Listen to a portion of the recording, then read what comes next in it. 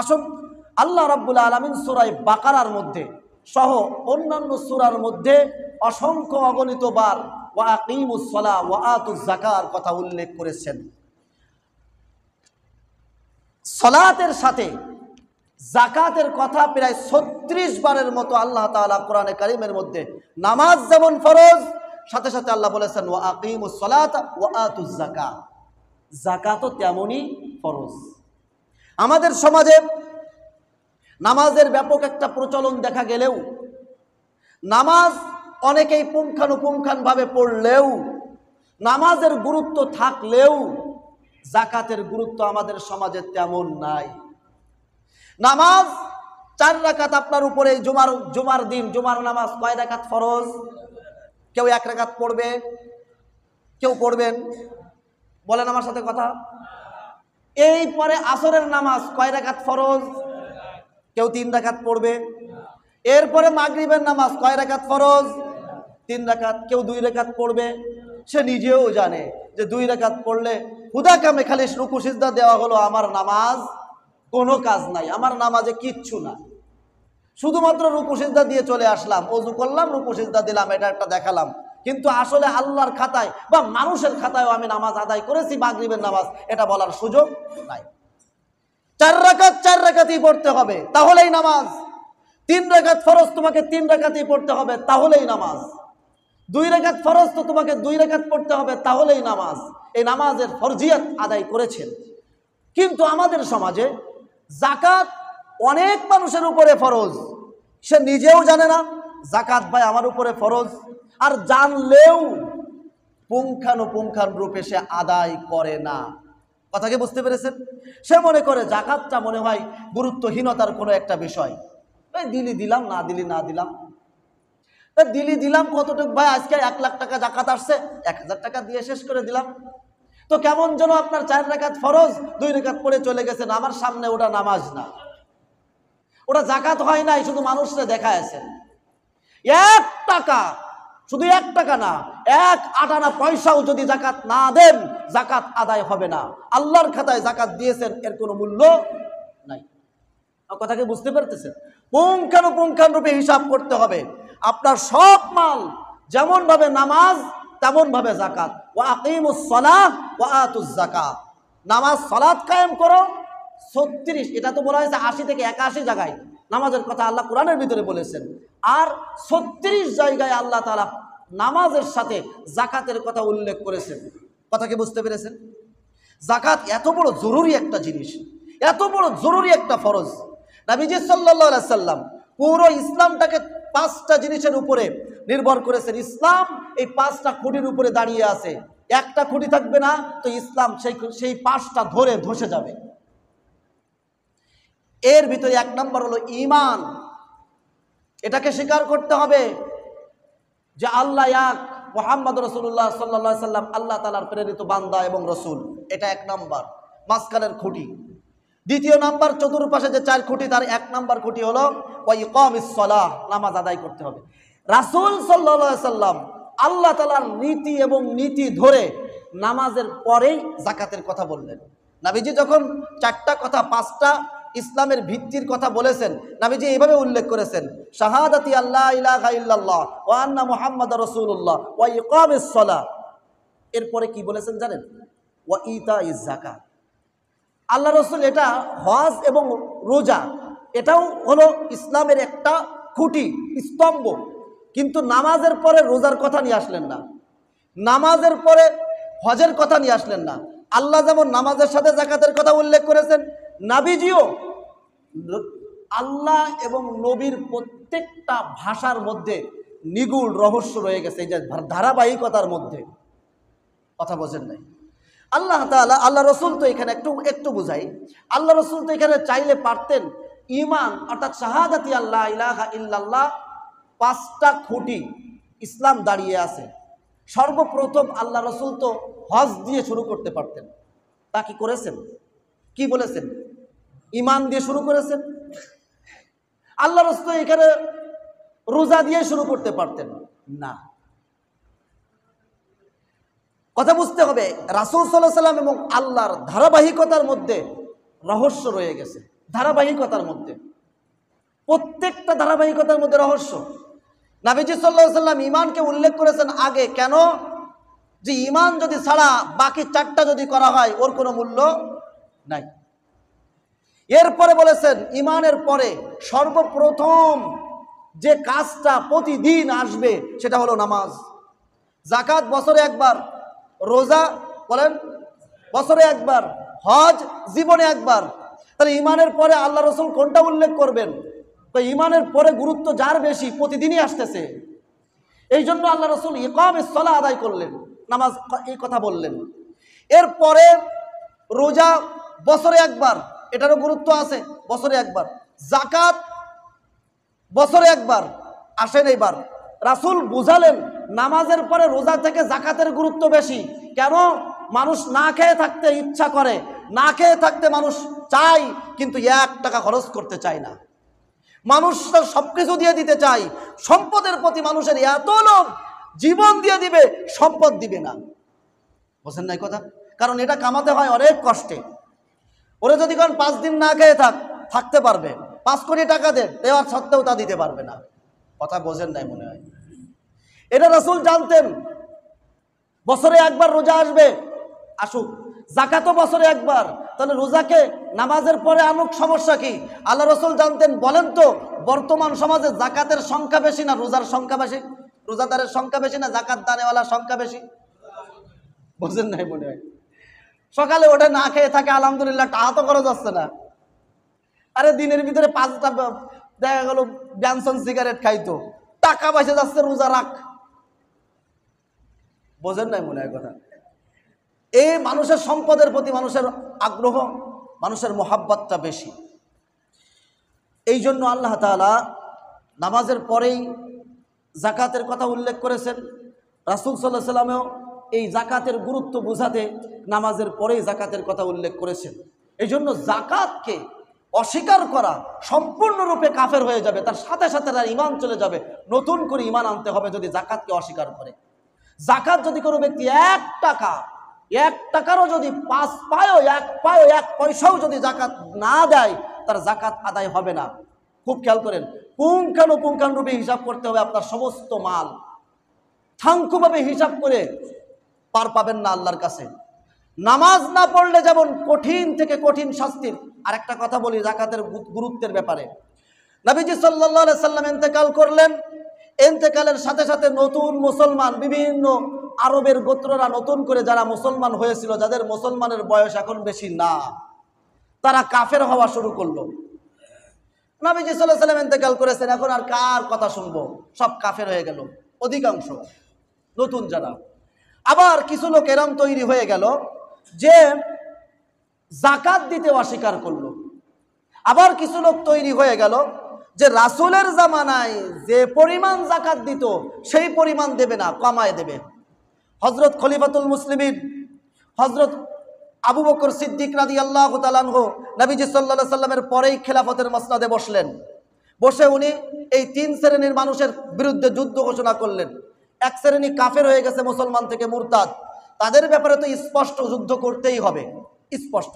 কিন্তু 2 শ্রেণী যারা যাকাত দিতে অস্বীকার করলো, অথবা নবীজির যুগে যে পরিমাণ যাকাত দিত সেই পরিমাণ যাকাত দিতে যারা অস্বীকার করলো, এ ব্যাপারে হযরত ওমর রাদিয়াল্লাহু তাআলা, আবু বকর রাদিয়াল্লাহু তাআলা, পুরা মুসলিম জাহানের মধ্যে সবথেকে দরদি মানুষ আবু বকর। আল্লাহ রাসূল নিজেই ঘোষণা দিয়েছেন, আরহামু উম্মতি বি উম্মতি আবু বকর, আমার উম্মতের মধ্যে সবথেকে রহমদিল, সবথেকে দয়ার মানুষ হলো আবু বকর সিদ্দিক রাদিয়াল্লাহু তাআলা। যেটার উদাহরণ দিতে গেলে অনেক উদাহরণ দেওয়া যাবে, সেই দিকে গেলে আমার আসল মেন পয়েন্ট হারায় যাবে। আবু বকর রাদিয়াল্লাহু তাআলা তার জীবনে রাসূলের সাথে যতদিন ছিলেন, ইসলাম গ্রহণের পরে প্রত্যেকটা পরামর্শে আবু বকরের পরামর্শ ছিল তুলনামূলক রহমওয়ালা পরামর্শ। বদরের যুদ্ধে 70 জন কাফের বন্দী হয়েছে, পরামর্শ হচ্ছে যে এই কাফেরদের ব্যাপারে কি করা যায়। ওমর রাদিয়াল্লাহু তাআলার পরামর্শ কি? যার আত্মীয় সেই হত্যা করে ফেলবে। বোঝেন পরামর্শ? বোঝেন? আমার বাপ ধরা পড়েছে, আমি মুসলমান, আমার আব্বা কাফের, ধরা পড়েছে এবার, আর আমি হত্যা করবো আমার বাপরে, কি রকম? আর আল্লাহর সিদ্ধান্ত এটা ছিল, আল্লাহর সিদ্ধান্ত ওমরের সিদ্ধান্তের উপরে মতো ছিল। কিন্তু পরামর্শ নিচ্ছেন রাসূল। আবু বকর রাদিয়াল্লাহু আনহু পরামর্শ দিলেন, ইয়া রাসূলুল্লাহ, এটা তো আপনারই সব, সব তো আপনার পরিবার, আপনার আত্মীয় স্বজন, আপনার বংশের মানুষ, এরা তো কিছু দিন পরে হলেও এরা মুসলমান হয়ে যাবে, হতেও পারে এদের ভিতরে অনেকেই মুসলমান হয়ে যাবে। এখনই হত্যা করলে কি হবে? কাফের হয়ে মৃত্যুবরণ করবে। কিছুদিন পরে যদি সুযোগ দেওয়া হয় তো মুসলমান হয়ে আজীবন জান্নাতে যাবে। এই একটা পরামর্শ দিয়ে ভাবলেন কি, বললেন, ইয়া রাসূলুল্লাহ, এদেরকে মুক্তিপণ নিয়ে ছেড়ে দেন।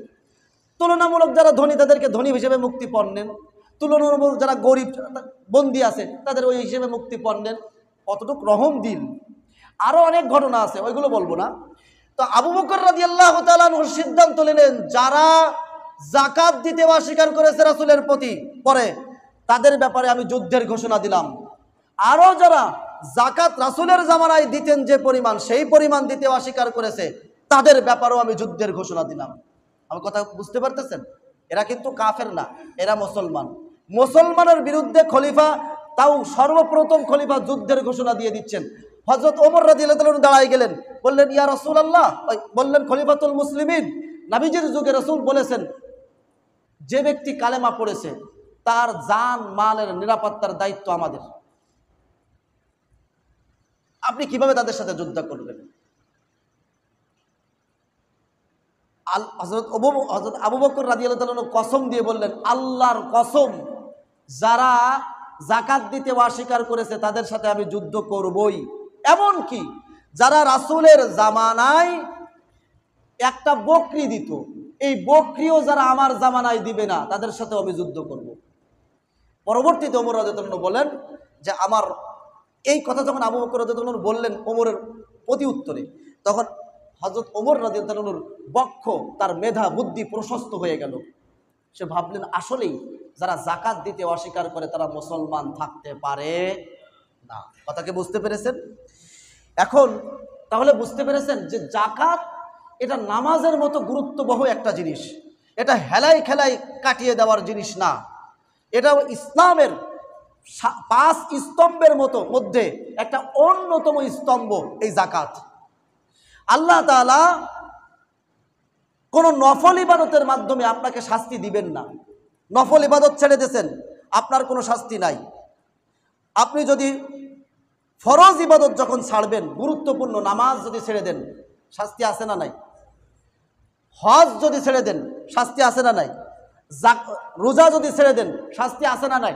অনুরূপভাবে কোরআনে কারিমের মধ্যে যাকাত যদি কোনো ব্যক্তি ছেড়ে দেয়, সঠিকভাবে না দেয়, তার শাস্তির কথা শুধুমাত্র কোরআনে না, অসংখ্য অগণিত হাদিসের মধ্যে আল্লাহ রাসূল স্পষ্টভাবে বলে গেছেন। 1 নাম্বার, আসেন আমি কিছু যাকাত না দেওয়ার শাস্তি আল্লাহ তাআলা বলতেছেন, ওয়াল্লাযীনা ইয়াকনিজুনা আয-যাহাবা ওয়াল ফিদ্দাতা ওয়া লা ইউনফিকুনাহা ফী সাবিলিল্লাহি ফাবাশশিরহুম বিআযাবিন আলীম ইয়াওমা ইউহমা আলাইহা ফী নারি জাহান্নামা ফাতুকওয়া বিহা জিবাহুহুম ওয়া জুনুবুহুম ওয়া যুহুরুহুম হাযা মা কানাসতুম লিআনফুসিকুম ফাযুকু মা কুনতুম তাকনিজুন। এর অর্থ হলো, আর যারা স্বর্ণ ও রৌপ্য পঞ্জীভূত করে রাখে এবং আল্লাহর পথে ব্যয় না করে, তাদেরকে হে রাসূল আপনি যন্ত্রণাদায়ক শাস্তির সুসংবাদ দেন। কতটুকু ব্যঙ্গ করে আল্লাহ তাআলা এই কথা বললেন। শাস্তির কি কোনদিন সুসংবাদ হয়? বলেন তো, শাস্তি দেব এর সুসংবাদ বলে না মানুষ দুঃসংবাদ বলে? আল্লাহ তাআলা বললেন, ফাবাশশিরহুম বিআযাবিন আলীম, হে রাসূল যারা স্বর্ণ এবং রৌপ্য পুঞ্জীভূত করে রাখে, যারা তাদের যাকাত সঠিকভাবে না দেয়, তাদেরকে আপনি কিয়ামতের মাঠের কঠিন থেকে কঠিন আযাবের সুসংবাদ দেন। তার মানে আল্লাহ তাআলা ব্যঙ্গ করে বললেন। একটু কথা কি বুঝতে পেরেছেন? এরপর আল্লাহ তাআলা বললেন, সেদিন ইয়াউমা ইউহমা আলাইহা ফী নারি জাহান্নামা, তাদের এই সমস্ত সম্পত্তিকে আগুনে, জাহান্নামের আগুনে তাদের এই সম্পত্তিকে উত্তপ্ত করা হবে। কার আগুনে ভাই? জাহান্নামের আগুনে। এরপর কি হবে? ফাতুকওয়া বিহা জিবাহুহুম, এইবার ওই গরম ওই সম্পত্তি দিয়ে তাদের এই কপালের উপরে সেক দেওয়া হবে, আবার উঠানো হবে, আবার সেক দেওয়া হবে, আবার উঠানো হবে, আবার সেক দেওয়া হবে। 50,000 বছর কিয়ামতের দিন হবে, 50,000 বছর ধরে এই সেক দিতে থাকবে। শুধু এখানেই না, ফাতকুয়া বিঘা জিবাহুহুম, তাদের এই কপালের উপরে তাদের এই সম্পত্তিকে জাহান্নামের আগুনে সেক গরম করে কপালের উপরে সেক দেওয়া হবে। ওয়াজুনুবুহুম, তাদের এই পার্শ্ব দেশের উপরে সেক দেওয়া হবে। ওয়াজুহুরুহুম, তাদের পিঠের উপরে এই গরম সেক দেওয়া হবে, গরম আগুনের তাপে গরম করে তার সেক দেওয়া হবে। কথা কি বুঝতে পেরেছেন? আল্লামা আজিজুল হক রহমাতুল্লাহ আলাইহি এই 3 জায়গায় আল্লাহ তাআলা সেকের কথা বললেন, কপালে, পার্শ্বদেশে, পিঠে। এটা কেন বললেন উনি একটা ব্যাখ্যা করেছেন। সাধারণত একজন ভিক্ষু যখন কারো কাছে চায়, তখন যে ব্যক্তি দিতে না চায় সর্বপ্রথম তার কি গুছায় যায় বলেন তো? কপাল গুছায় যায়, তার প্রতি একটা খারাপ একটা দৃষ্টি নিয়ে এসে তাকায়, লোকটা চাইলো আমার কাছে, এই যাও তো ঝামেলা করে না, যাও।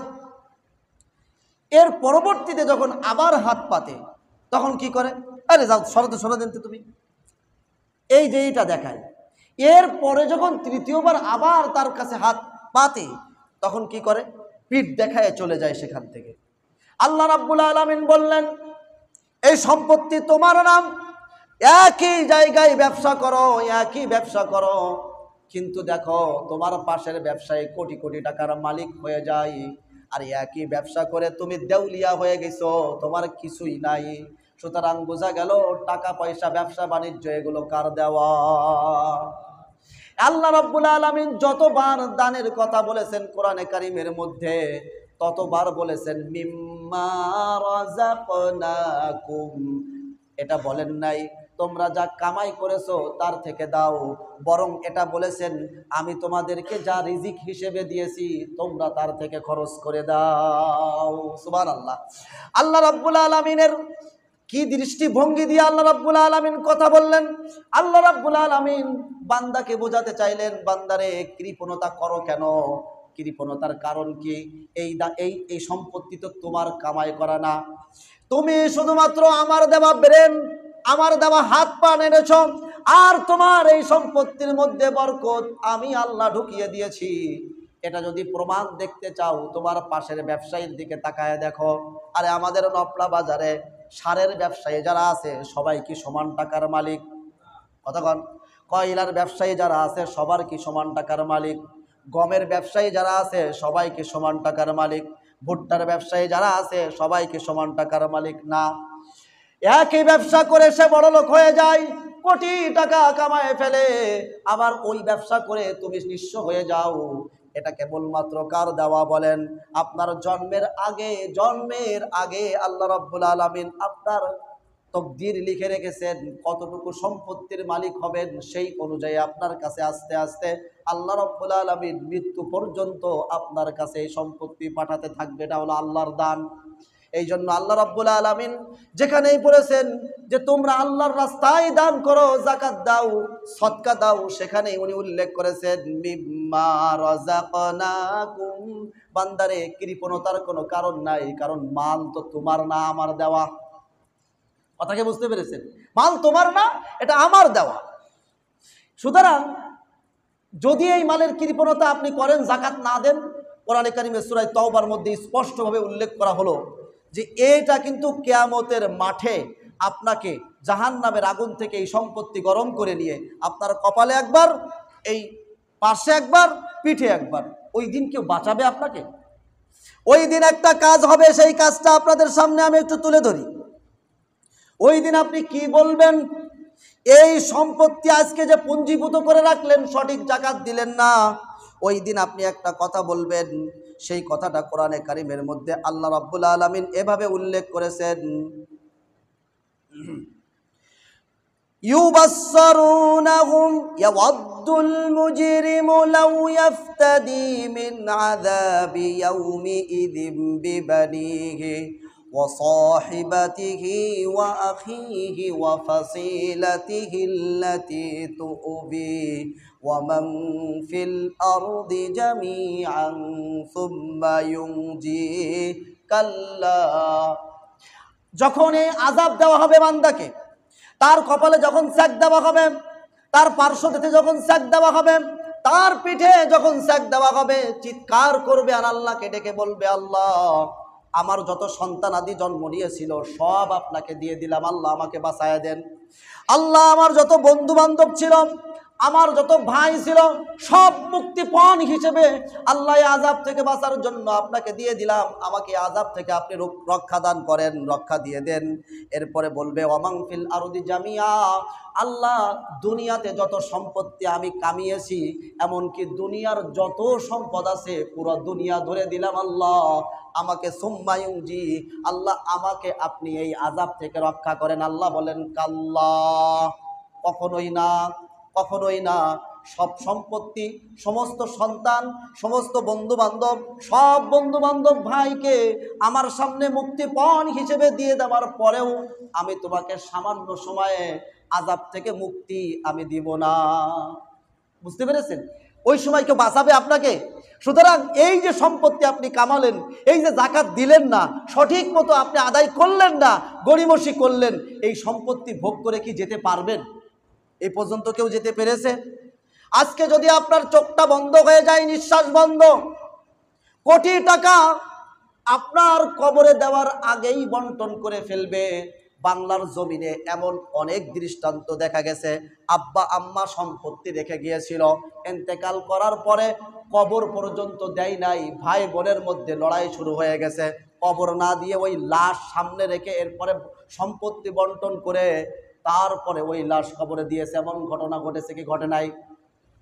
এইরকমই অবস্থা আপনার হবে, এইরকমই অবস্থা আমার হবে যদি আমি সঠিকভাবে যাকাত আদায় না করি।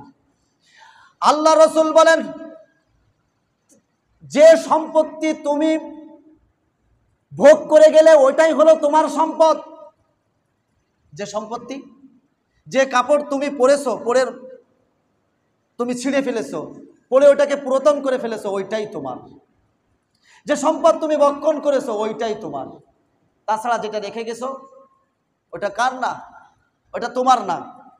ইন্তেকাল করার সাথে সাথে ওইটার সম্পদের মালিক তোমার সন্তানাদি হয়ে যাবে, তোমার উত্তরাধিকাররা হয়ে যাবে। সুতরাং কার জন্য রাখতেছেন? এই যে হিসাব করে দিচ্ছেন না, কেন দিচ্ছেন না? কেন? আপনার কি সেকেন্ডের আপনি কি এটা বুঝে নিয়েছেন যে না আমি কখনো ইন্তেকাল করব না? যদি এটা বুঝে নেন যে আমার কখনো ইন্তেকাল হবে না, আপনার যাকাত দেওয়া লাগবে না। আর যদি মনে করেন না আমাকে কোন সময় আমার চক্ষু বন্ধ হয়ে আসবে, কোন সময় আমার হৃৎপিণ্ড ঠান্ডা হয়ে যাবে, কোন সময় আমার রক্ত চলাচল বন্ধ হয়ে যাবে, কোন সময় মাইকে আওয়াজ হয়ে যাবে অমুকের ছেলে অমুকের মেয়ে আর দুনিয়াতে নাই, কিছুক্ষণ পরে জানাজার অনুষ্ঠান হবে, তাহলে আপনার সুযোগ নাই রাখার। পুঙ্খানুপুঙ্খান রূপে আপনি হিসাব করে আপনাকে যাকাত দিতে হবে। এবার আসেন আল্লাহ রসুল আপনার ব্যাপারে কি বলেন। আল্লাহ রসুল বলেন, যখন কিয়ামতের মাঠে মান আতাহুল্লাহু মালান ফালাম ইউআদ্দি যাকাতাহু মুসিলা লাহু মালুহু ইয়াউমাল কিয়ামাতি শুজাআন আকরা লাহু যাবিতাইন ইউতাওফিকু ইয়াউমাল কিয়ামাতি সুম্মা ইয়াখুযু বিলিহজাতি মাইহি বিলিহজি মাতাইহি। আল্লাহ রসুল বলেন যে কোনো ব্যক্তি যখন যাকাত আদায় করে না, নিসাব পরিমাণ মালিক হওয়ার পরেও যাকাত আদায় করলো না, কিয়ামতের মাঠে তার জাহান্নামের মধ্যে কেমন শাস্তি হবে। এই সমস্ত মালগুলোকে আল্লাহ রাব্বুল আলামিন টাকযুক্ত সাপে পরিণত করবেন। টাকযুক্ত সাপ, টাক হবে সে সাপ, আর চোখ হবে কালো বর্ণের, কালো চোখ হবে এইরকম উটের গর্দানের মতো। এই বড় বড় সাপ আল্লাহ রাব্বুল আলামিন এই মাল দিয়েই তৈরি করবেন। জাহান্নামের মধ্যে এবার গলায় পেঁচায় দেওয়া হবে। এই জাহান্নামের এই সাপ দিয়ে আপনার চলে, আপনার এই মুখে সবল দিতে থাকবে বছরের পর বছর। একবার যদি সবল দেয় 40 বছর পর্যন্ত বিষের যন্ত্রণায় ছটফট করবেন যদি একবার সবল দেয় এই সাপ। আমাদের সমাজে সাপ আছে না? আসেন আমরা একটু যাচাই করি যে কেমন যন্ত্রণা হতে পারে। বলুন তো, একটা পিঁপড়ায় কামড় দিলে কেমন লাগে? যন্ত্রণা হয় না? আসেন, একটা সাপ পিঁপড়া অর্থাৎ মাঝালিতে কামড় দিলে কেমন লাগে? যন্ত্রণা কি কম না বেশি? একটা ভেমরুলে কামড় দিলে কেমন লাগে? আরো বেশি না? এবার একটা সাপে কামড় দিলে কেমন লাগবে? একটা বিচ্ছুতে কামড় দিলে কেমন লাগবে? আর একটু বেশি। একটা সেদিনে আমি শোয়া রাতে সকালবেলা উঠে দেখি আমার একটা জায়গায় ব্যথা করতেছি, ব্যথা কিরে ব্যথা, সকালে উঠেই ব্যথা শুরু হয়ে গেছে, এই কয়েকদিন আগে, বেশি দিন না, 1-2 মাস আগে ব্যথা শুরু হয়ে গেছে। এবার আমি ভাবলাম কিরে ব্যথা করে কেন। এবার ফজরের সময় উঠে অজু ইস্তেঞ্জা করে এবার আমি মসজিদে আসলাম। আস্তে আস্তে শরীরটা আমার মানে সমস্ত শরীরের মধ্যে জ্বালা উঠে গেছে। সাথে সাথে সালাম ফিরে নামাজের পরে আমি চলে গেলাম, আবার শুয়ে থাকলাম। ভাবলাম কি মনে হয় কোনো শরীরটা কি খারাপ লাগতেছে। একটু পরে দেখি যে এরকম করে কাঁপতেছে আমার শরীর, একেবারে হুবহু এরকম, গায়ে প্রচণ্ড জ্বর, এরকম করে কাঁপতেছে। এবার আমি আমার ছাত্র যে ছিল পাশে মাদ্রাসায় শুয়েছিলাম, আমি বললাম এই একটা কম্বল নিয়ে আসো তো। সে সময় কিন্তু শীতকাল না, কম্বল দিলে একটা, আমি বললাম আর একটা কম্বল নিয়ে আসো, আর একটা কম্বল দিয়েছে। আমি বললাম আর একটা কম্বল নিয়ে আসো, আর একটা কম্বল দিয়েছে। 5টা কম্বল দিলাম, এরপরও আমার কাঁপনি যায় না। এবার আমার এক হুজুর আছে, সে আবার এই ঝাল পোক মোটামুটি বোঝে। আমি বললাম তারা তাড়াতাড়ি ডাক দাও। ডাক দেওয়ার পরে সে আমার ওই যে কি যেন ঝাল ঝাল কাঁচা জাল আমার কয়েছে, হুজুর একটু কাঁচা জাল খান তো। তা কাঁচা জাল কামড়াই খাচ্ছি, কোনো কিছু লাগতেছে না, কাঁচা কোনো মরিচি কোনো ভাব নেই। হুজুর বললেন যে এখন আর মুহূর্ত দেরি করা যাবে না, দ্রুত হাসপাতালে যেতে হবে। আমি ওই 3-4 জন ধরে আমার হাসপাতালে নিয়ে গেছে। এই নিয়ে যাওয়ার পরে ওইখানে যে কি একজন ভ্যাকসিন আছে, সে ভ্যাকসিন দেওয়ার পরে আস্তে আস্তে আস্তে আস্তে ঠান্ডা হচ্ছে। এবার আমি জিজ্ঞেস করলাম যে ভাই সাপে কামড়াইছে? কয় না, মনে হয় সামান্য ওই যে ছোট চেলা ঘুরে বেড়ায় ওই কামড়াইছে। আপনি এবার মনে করেন সামান্য চেলার কামড়ে যদি আমার 5-7টা কম্বলেও যদি কাজ না হয়, পুরো শরীর যদি কাঁপায় ফেলে, তাহলে আপনার কি সাপ আর কি বিচ্ছু আর কি আর দুনিয়ার আর কি। যে সাপে কামড়ালে হাদিসের মধ্যে আছে 40 বছর যন্ত্রণা ভোগ করবে একবার কামড় দিলে। সেই সম্পত্তিগুলো আপনাকে জাহান্নামের মধ্যে বড় বড় সাপ তৈরি করে আপনার গলায় পেঁচায় দেওয়া হবে। মুহূর্তের পরে পরে পরে পরে পরে পরে অনর্গলভাবে আপনাকে আপনার এই চলের উপরে কামড়াতে থাকবে, সারা জীবন কামড়াতে থাকবে, বাঁচানোর কেউ থাকবে না। আর ওই সাপে কি বলবে জানেন? হাদিসের মধ্যে কথা উল্লেখ রয়েছে যে সুম্মা ইয়াকুলু আনা মালুক আনা কানজুক, সে কামড়াবে আর বলবে আমি তোমার সেই পুঞ্জীভূত মাল, আমি তোমার সেই ব্যাংকে সঞ্চিত যে মাল, সেই মালই হলো আজকে আমি সেই সাপ। প্রিয় আমার মুসলিম ভাইয়েরা, যদি এটা তো সহিহ হাদিস এবং কোরআন থেকে বললাম, এখানে সন্দেহ করার কোনো রকম সামান্য পরিমাণ কিঞ্চিত পরিমাণ সুযোগ নেই এই শাস্তির ব্যাপারে। যদি এই ভয়াবহ শাস্তি থেকে আপনি বাঁচতে চান, যদি এই ভয়াবহ এই শাস্তির যে কথা বললাম, এখানে যদি সামান্য পরিমাণ কেউ সন্দেহ করে, তার ঈমান থাকবে না। এই ভয়াবহ শাস্তি থেকে যদি বাঁচতে চান, যাকাত আপনাকে পুঙ্খানুপুঙ্খান রূপে আদায় করতে হবে। যাকাত কতটুকু নেশাব পরিমাণ হলে, এটা ব্যাপক মাসআলা। এই মাসআলা বলতে গেলে সময় লাগবে, আমি বলবো না, আমার কাছ থেকে জেনে নেবেন। আসেন, বর্তমান আমাদের এই বাজারে যাকাত নির্ধারণ করা হয়েছে। আমি অনেক জায়গায় শুনেছি, মেয়ের নপলা মাদ্রাসার মুফতি সাহেব যারা, ওনার কাছ থেকে শুনলাম। আমি স্বর্ণকারের কাছেও ফোন দিছি, 52.5 ভরি রূপার দাম কেমন আসে, 1 ভরি রূপার দাম কেমন আসে।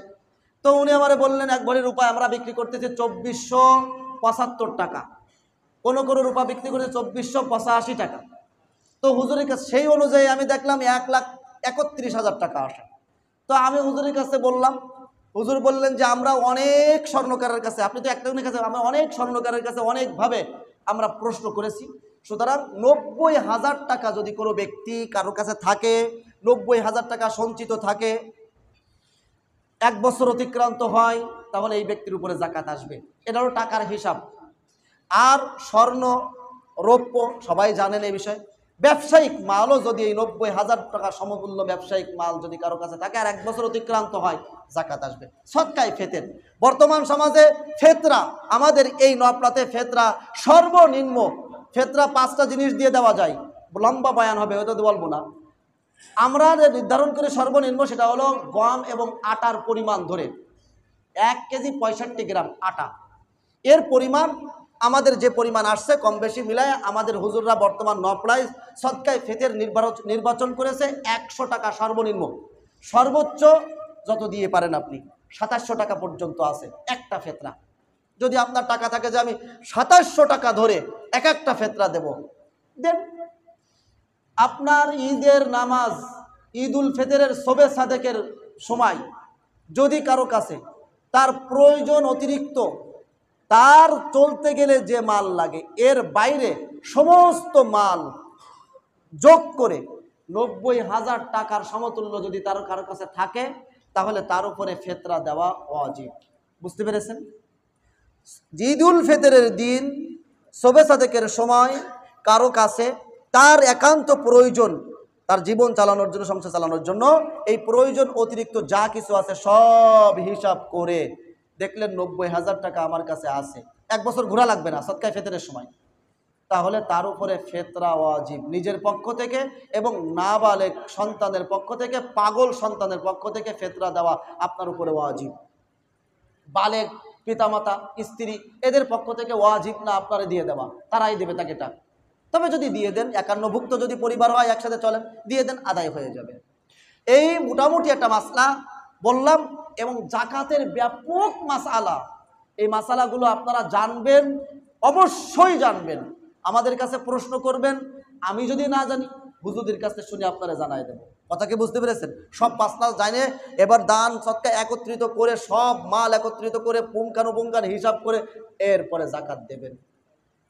কাদেরকে দেবেন তাও আমার কাছে শুনে নেবেন, এখন সময় নেই বলার।